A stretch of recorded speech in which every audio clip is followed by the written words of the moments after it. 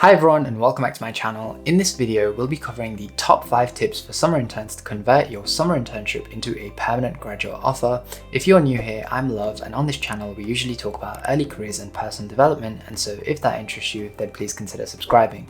So without further ado, let's get straight into the video, starting with tracking your achievements.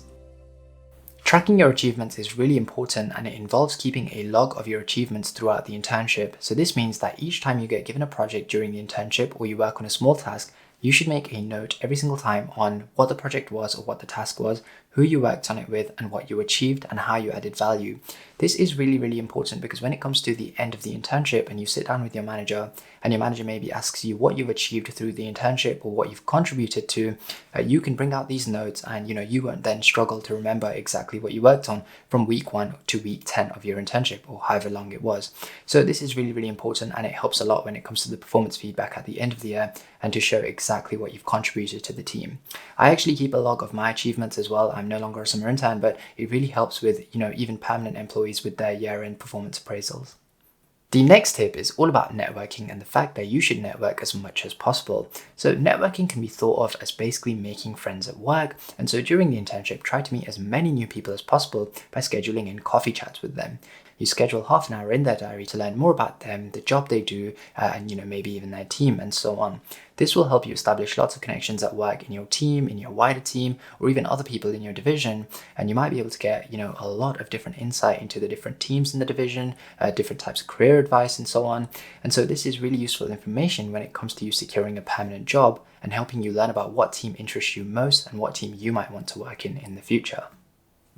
The next tip is all about asking questions. So as an intern, you should be asking lots and lots of questions when anything is explained to you, because when you're an intern, the team know that you've got no major work experience before this, you've not even completed your degree yet, and so as a result, they don't have any major expectations of you to come in with prior knowledge. As a result, you should ask as many questions as you can. There's no such thing as a silly question because you're not familiar with any of the terminology the company uses, any internal acronyms, or any of the projects that they work on, and so it's completely fine. Ask as many questions as you possibly can and you won't look silly at all. If anything, it's best to ask questions at the start of the internship about any basic concepts, because by the end of it, they probably expect you to know them. So as a result, ask questions at the start of the internship if possible. Also, asking lots and lots of questions makes you stand out to your colleagues because it makes you look naturally interested and curious about the projects that they're working on, because you're trying to find out more information about them. And as a result, it actually makes you look really good and memorable to those colleagues, which is really important when it comes to trying to secure permanent job offers. The next tip is all about getting involved. By this, I mean you should get involved in as many projects or as many tasks as you possibly can. Usually as a summer intern, you're usually given a project that you should be working on throughout the course of your internship, and then at the end you do a presentation on that project to talk about what you've achieved. But if you can, during the day, if you have spare time or during the week, you should always reach out to other colleagues or your manager and ask them if you can get involved in other projects, even if it means just completing small tasks for the team. This is really important because by completing these small tasks, you get to work on different projects and you get to learn about the different things that the team is working on.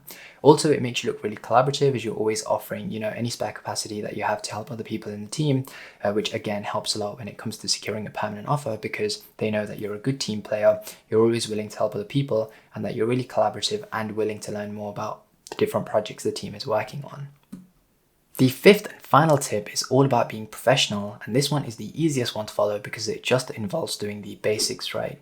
For example, you should always match the working hours of your team. So for example, if they work from 9 a.m. to 5 p.m, then just make sure that you're doing the same, provided that you finish your work in this time frame. If you need to stay behind till 6 p.m. or 7 p.m. to finish your work, then make sure you do that, even if the team's gone home, to make sure that you can meet your deadlines. Equally, if the team usually work till 6, 7 or 8 p.m. and you finish your work by 4 p.m, don't just go home, just make sure that you volunteer those extra hours at the end of the day to go and help the team. This makes you look really collaborative and it makes you look like a team player. It just means that when it comes to securing that offer, the team know that they can rely on you and you're more likely to get that offer. Also, just make sure that you're dressing very professionally. These days in startup cultures and even investment banks, sometimes people are known to dress casually, but just make sure that as a summer intern, you're dressing formally, you're wearing the appropriate business wear, and just play it safe during the internship. That's the easiest thing to do. Finally, just make sure that you're professional in the way that you communicate, whether that's verbally or even on emails. Just again, play it safe, make sure that you're communicating really professionally, don't use any informal terms that you shouldn't be using in a business environment. That brings us to the end of the top 5 tips for summer interns to secure permanent roles. I hope that you found this video useful, and if you did, please hit that like button for me. Thank you so much for watching, and see you in the next video.